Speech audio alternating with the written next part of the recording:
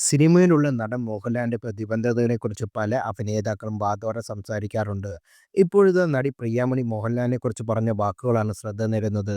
Grand master എന്ന സിനിമയ്ക്കിടെ അമ്മയ്ക്ക് അസുഖമായി ആശുപത്രിയിൽ അഡ്മിറ്റ് ആയിരിക്കുമ്പോഴും അത് ഷൂട്ടിനെ ഒരു തരത്തിലും ബാധിക്കാതിരിക്കാൻ അദ്ദേഹം സ്വീകരിച്ച രീതികൾ തനിക്ക് വലിയ പാഠമായിരുന്നു എന്നും പ്രിയാമണി പറയുന്നു. ഫിലിം ഫെയറിന് നൽകിയ അഭിമുഖത്തിലാണ് പ്രിയാമണി ഇക്കാര്യം പറഞ്ഞത്. ലാൽ സാറിന്റെ അമ്മ വളരെ സീരിയസ് ആയിട്ട് ഹോസ്പിറ്റലിൽ അഡ്മിറ്റ് ആയിരുന്നു. അദ്ദേഹം ഷൂട്ടിംഗ് കഴിഞ്ഞ് നേരെ ഹോസ്പിറ്റലിലേക്ക് പോയി അമ്മയോടൊപ്പം സമയം ചെലവഴിക്കും. എന്നിട്ട് ഹോസ്പിറ്റലിൽ നിന്ന് തന്നെ റെഡിയായി നേരെ സെറ്റിലേക്ക് വരും. ആ പ്രൊഫഷണലിസം സെറ്റിൽ അദ്ദേഹം കാത്തുസൂക്ഷിച്ചു.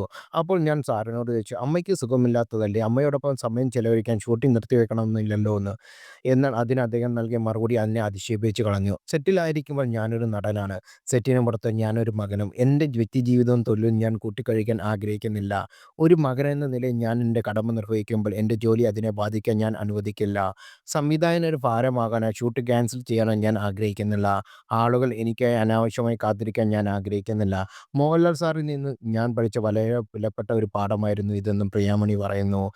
ഉണ്ണിക്കൃഷ്ണൻ സംവിധാനം ചെയ്ത ഗ്രാൻഡ് മാസ്റ്റർ എന്ന സിനിമയിലാണ് ഇരുവരും ഒന്നിച്ച് അഭിനയിച്ചത്.